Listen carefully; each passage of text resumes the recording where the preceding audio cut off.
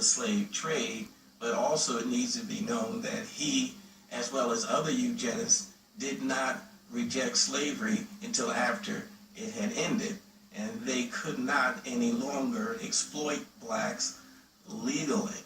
So at that point, it would have been quite easy for he and his cohorts to reject slavery.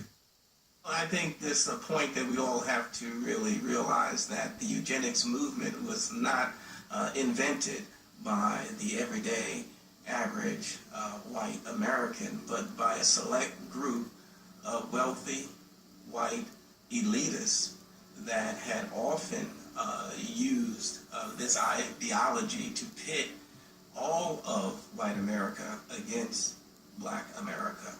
And so we see that indeed that truly is the case even to this day.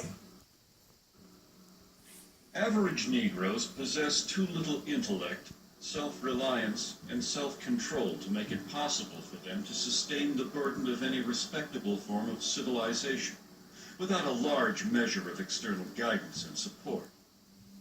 Francis Galton, 1873. Eugenicists believed that Africans were inferior not just mentally, but physically, and that left to themselves, left alone, they would not make it. The problem is, it didn't work. With that failure, the eugenicists moved on to what is known as positive eugenics. In positive eugenics, the eugenicists wanted the white population to reproduce, to have so many children that it overwhelmed the black population. But that didn't work either. Next, they moved on to what they called negative eugenics. They knew that they could not round up all the blacks in the nation and execute them, so they decided to create an environment where they would convince the blacks to severely limit the number of children they were going to have, and thereby commit race suicide.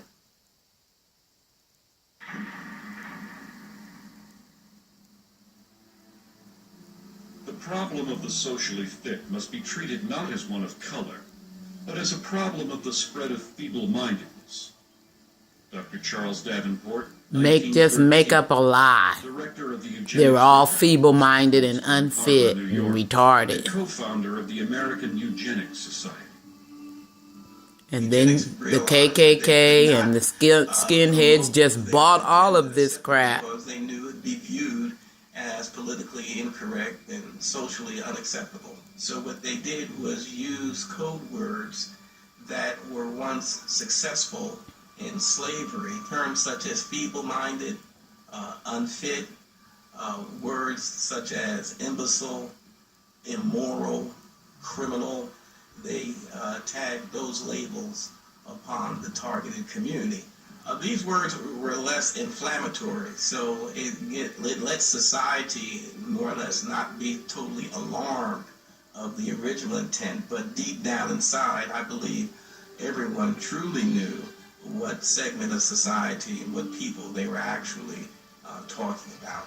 Even a cursory glance at the charts, photographs, and diagrams used to popularize eugenic ideals reveals that the unfit were swarthy, black, and ugly by Anglo-Saxon standards, with flattened noses, wiry hair, and prognathous profiles. Harriet Washington, author, Medical Apartheid. In the early 20th century, the white elitists who made up the eugenics movement were no longer just philosophers and academics. Now they were industrialists and billionaires who had come to embrace a worldview that was essentially identical to the eugenics movement.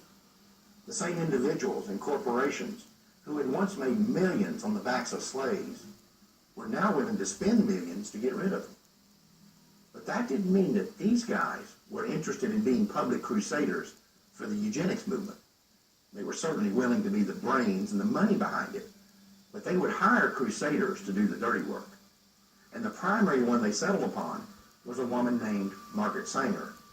She was the founder of the American Birth Control League and the publisher of its newsletter, the Birth Control Review.